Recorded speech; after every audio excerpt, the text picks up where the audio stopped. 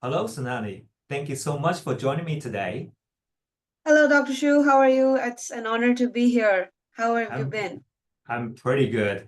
As you know, I'm very busy because this year I'm really committed to empowering the Asian American community here in South Florida.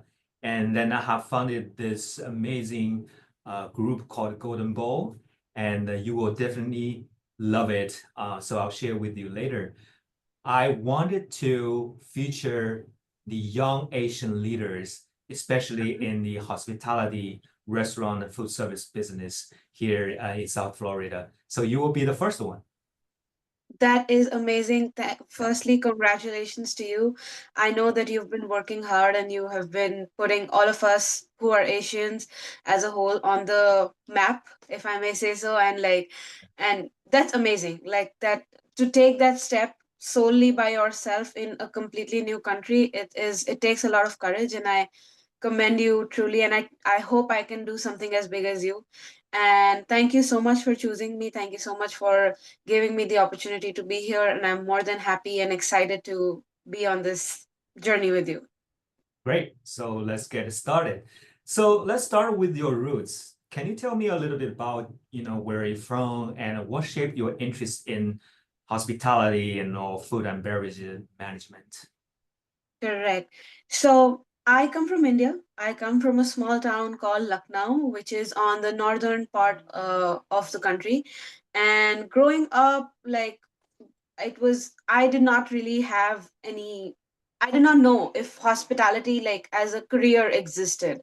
And when I was in my final year of my high school, and I was trying to understand what I want to do, and that's when my mom, she popped up this suggestion. She was like, okay, why don't you choose hospitality as your career? And that's when I was like, oh, this could be a career, so let me just see. So I started looking up colleges, hotel schools in India primarily, and I did appear for quite a few of interviews, and I got into the National Council. So India does run, like, there is a hospitality, like the government has a sector for that, and they run their own institutions. So I got into the topmost institute with them, and that's when I started doing my hotel school. And ever since then, I don't think I can go back. I mean, this is all I know, this is all I have learned in my adult life, and I like it. As so I mean, as exciting as it is, I know, so for some people it's tiresome, but I think that's the beauty of it. That's great. It's very important that you love it, right? You don't want to do something you don't like. So that's amazing. So I'm curious, why Mhm. FIU? FIU. Wow, that's actually a very, By very. the way, for my audience, if you don't know, FIU represents Florida International University. The hospitality program is great. It's amazing. So It yeah, is the go ahead. best. It's the best in the world, and Yeah. it's the best in the country. So, I mean, we've been recognized by the Wall Street Journal. We've been ranked at the top sixth and the third program. So that speaks for the program itself and the faculty. Well, why FIU? I think let's just rewind a little bit. So after I completed my undergrad studies with in India, I started working, and then I never wanted to do a master's degree, but slowly and steadily I realized that to become a good business manager, a hospitality business manager, I think I need a master's degree. So I started looking up, and I always wanted to move to the States. I was very sure that I wanted to be here. I wanted to be in this country and work here. So I started looking up colleges, and when I looked up hotel schools, the top that appeared was FIU, Chaplin School of Hospitality. And I did my research. I saw the credibility, the award winning faculty, how rewarding the program is, where the students get placed post their graduation, and what's the curriculum like. And I found it to be really interesting. And to top it up, it was in Miami. Miami is Florida. Miami is the hub for hospitality in the US, at least on the East Coast. So I think everything just worked for me. I applied, and I'm here. I graduated, and I'm very happy and proud of FIU. Thank you for taking the step to apply. Otherwise, we wouldn't know each other. Yes. So tell me, like, were there any specific experience at FIU that left a lasting impression on you? I know you were very active, right, during your time as a graduate students, especially through your involvement with ESD Honor Society. So I serve as the um, faculty advisor, so that's how I get to know you. So tell me a little bit about this specific experience. So I've had some wonderful experiences at FIU. I've met amazing faculty from across the globe and Asians like you and Dr. Zhao as well. I had, well, I had the opportunity to be taught by Dr. Zhao in two of my classes in two different semesters, and I think that's by far my favorite memory. I still fondly remember the Wow. one of the last day of my classes at FIU, and he was like, "So, what are your plans after this?" I told him that Dr. Zhao, because at that time I did not know what I wanted to do. So, like, I don't know, Dr. Zhao. Well, he just said, "I know you'll do good." And then on the first day of my last semester, he just hugged me and he's like, "Hey, how have you been?" So I think, and the way he teaches you, it's not like he kind of he does not spoon feed you. I feel that he kind of instigates you to think. He instigates you to get the answer. He wouldn't give you the answer right away. And I think that's the beauty of his teaching. That's what has worked for me. I totally look up to him. And I hope if he's seeing this, he says this and I can say, "Hi, Dr. Zhao, how have you been?" Dr. Zhao, are you watching this interview? You, you must be very proud. Yeah, that's amazing, Sonali. So I'm that the next question is like I'm curious. Uh-huh. What were your expectation about studying and living in Miami, when you decide to apply for FIU? I know you mentioned a little bit like Miami is the hub, right? But you Yeah. know, just tell me like what were your expectations? So since we're Asians, and you know that, when we as Asians, at least for me and like a lot of my friends, when we think of United States, we the image that pops up in our minds is like tall buildings and everybody speaking in English, and everybody's enjoying and it's a fast corporate life. And Miami is a true balance in terms of corporate and like fun and everything. I think the only thing that I did not expect is that me not knowing Spanish would become a problem. But okay, there's Right. always room for improvement, and I'm learning, and I think I'll get my way. But so far it's been good. Like Miami has been somewhat up to my expectations in terms of how work life is, how the overall living standards are in Miami, and I think it's been really nice. I think you adopt the life here really well. That's a Yeah. great quality because I've heard a lot of Asians said, "Oh, Miami. I don't like Miami because I don't like the food here. I don't speak Spanish." But hey, there's a lot of We great have to. things about Yeah. Miami. So next question is, I'm getting a little serious. I'm going to talk about like your identity. So, what role did your identity as an Asian woman play in your journey at FIU and in Miami?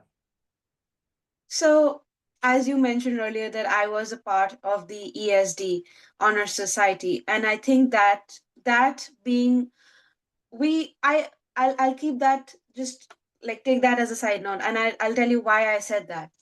I think we as Asians are very, very perseverant and very hardworking people, if I may say so. Like I I agree. think we are on a different side of the world in a completely new country, and that's an advantage yet a disadvantage for us. With every good, like there are two sides to a coin, and so has this been. Our advantage is, as I mentioned earlier, that we're very hardworking people. We're very perseverant. We know that if we want this, we'll get it. Somehow, we'll make our work, like we'll work to it. But there are restrictions that could be any form of restrictions for us. So I think I just looked at the positive side of it. And that's why throughout my time at FIU, I was able to maintain my grades. I did graduate with a 3.94 GPA, and I was a part of the honor society. So I think that was a testament of my dedication, my perseverance, my hard work, that I was able to be there. And today that I am able to get a job with one of the leading brands in hospitality. So I think that speaks for me being Asian, and that's what I think our roots are, and that's what keeps us connected. And I think you would relate it the most because look at you, you've been doing this amazing job, like leading the whole Asian community and just helping them out. That takes dedication. So I think it's there in our blood, I want to say. Right. That's just such a powerful point. Thank you for sharing that. And you did mention your job. So speaking of the job, let's talk about like your current role Mhm. as a system operations manager at Hyatt Miami. Yeah. I'm so happy for you. Congratulations. Thank you so much. Thank you. So how did you secure this position? Well, just after graduation, I was looking out for jobs, and I thankfully have experience back in India as well. I started work, my first exposure was with Hyatt Regency in New Delhi, which is the flagship property in India. And that's when I actually fell in love with F&B per se. I loved it. Like they had 9 restaurants there in New Delhi at that time. So it was a huge F&B to handle there, and I absolutely loved it. I was a management trainee back there with another brand, and today I just when I was graduating out of FIU, I was like, I think it's time for me to go back to my roots, my home. That's Hyatt that I call. So here I am. I looked up when I was looking for jobs. I was reaching out to alumni. I was reaching out to like various resources on LinkedIn, and that's how I got my job. Our GM, Mr. Amir Blattner, he himself is an alumnus of FIU. So I'm very happy to be surrounded by FIU alumni there at the property, and it's amazing to work there. I currently am managing the F&B operations for the property. However, my role also requires me to be present in other operational departments. Perfect, perfect. I'm so happy for you. And as you said, connection is very important. As Yes. alumni, we help each other, but also my goal for the Asian community is we also help each other. Yeah. So I want to know more specifically, like what do you enjoy most about being an assistant, like operation managers? Any examples, anything you want to share? I will tell you. So I actually have a couple of them, but one of my favorite things is that, like you and I, like I think this is hospitality for you to, recognize me, for you to tell me that, hey, I want to bring you up and have this conversation. I think that is hospitality. Right. We traditionally everybody thinks of hospitality as hotels and restaurants, but I think it goes way beyond. You recognizing me was hospitality, and now that through this we can reach out to so many other Asian and non-Asian people as well who are into the hospitality business, and we can help them. And it's the connection that we build. It is the opportunity that hospitality gives you to build connections with people you don't know, but suddenly they become like friends and family to you. I recall this very, very, very fond incident of mine. I used to work in India with this hotel chain, and I had these people who dined with us. And I was just talking to them and like asking them, "Hi, how are you? How has your experience been in the hotel and everything?" And during that conversation, I figured out that they're from Miami, and I told them that, oh, I'm moving to Miami in like another 4 months. They were like, oh, wow. And then they stayed through me. Like they stayed with Wow. me throughout my process. And they even came for my graduation. So Wow. that one conversation led me to this. And I'm so happy that it would have not been possible if I was not in hospitality business. So I am very grateful to this industry. That makes me a little emotional. Yeah. So lots of students who after they graduate, they have to like go through like work their way up. Like they probably will start from the frontline jobs. But I'm very happy for you that you found a job as a in a leadership role, right? So I want to ask you like what influence has influenced your approach to leadership in Europe?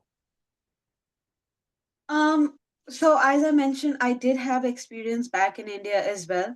However, when I did my master's, I think one needs to identify his or her strengths. Hmm, And you in today's world, yes, I have all my respect for people, who start from the bottom line and make their way up. And I think somewhere or the other I have done that as well. But when I did my master's, I did not need to redo that. I realized that my strength is in what I am today. Like, I know my work, I respect my work, I have my basics clear. I know that if I am working with you, this is what I can bring for you on the table. right, And I think it's all about how you tell the other person that, hey, we're going to be a team. This is what, if you have me on your team, this is what I can bring you. And this is how mutually we can benefit. right. And I think that's the way to get around with it. And when it comes to how I got influenced by the leadership role, because now that I have worked my way, I knew that I have done this all my life, and I know that I can run a restaurant. One recently, my director of operations, he said this, that everybody can work in a restaurant, but very few people can run a restaurant. And I think that kind of resonated with me, that yes, I can run a restaurant. I know how to run a hotel. So if you know that, I think you are there. So you definitely demonstrate great leadership. Yeah. Well, have you connected with the Asian community here in South Florida? My only interaction with the Asian community would be you and Dr. Zhao, and I have Yeah, mostly Indian communities. But I I know that see. through this conversation, I am looking forward to connect more with the Asian community. That's great. I have several India friends. I can definitely introduce them to you, but That I would be would great. definitely also connect you with the general Asian community here in Yes, Miami. So we can always meet together, help each other. correct, correct. Yeah. Do you think the hospitality industry in South Florida is doing enough to embrace and celebrate Asian cultures? Actually today in another side of the world is the Lunar New Year. So Oh, Happy New Year. Happy New Year. So, do you think the hospitality here is doing enough to embrace our culture? I think to an extent, yes. We have some amazing restaurants. We have some amazing Asian festivals that are celebrated here, especially the Chinese Lunar Year. I see that happening. I also saw on the internet the other day they are doing some Japanese food festival in March, Right, if I'm not wrong. So I think yes, but as they say, there's always room for improvement, and I think that's what we as people who are budding, especially you who's done so much, and I'm budding, and I really want to bring up the Asian essence, because I know that we are so many of us here, and we need to feel a little home as well, a little home right. away from home. Yeah, that's great insights. I agree with you. There's always room, right? Yeah. We'll definitely do more, especially with your help, especially with your Of help. course, I'm more than happy to help. Yeah. So as I mentioned earlier, I really want to feature the young Asian professionals, leaders in my Golden Bowl magazine and the media channel. So what advice would you give to young Asian professionals, leaders who are just starting their careers in, business in general? Maybe hospitality, but business in general. I would My only advice would be that just identify what you love to do. If you don't love what you do and you're only there for the paycheck, after a certain point of time that paycheck wouldn't be enough. And I know that that's been said by so many of the people out there. And when I was a student and I used to hear that, I did not really realize how much depth that statement had, unless, like, you have made up your mind, yeah, I'm only doing it for the money, I get it.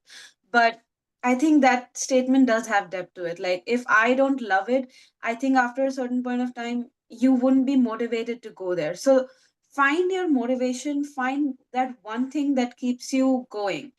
It could be anything. It could be for me, it's like I go there every day and it is a fresh day every day. No day is the same. You know that in hospitality. So for me, it's that every day I'm meeting new people. My team has new advantages, disadvantages, challenges, and opportunities. And I think that's what keeps me going. I know that I have this very empathetic side of me that also helps me sustain myself in hospitality, but that's me. So if you know that if something's working out for you, just go for it. I take the leap of faith.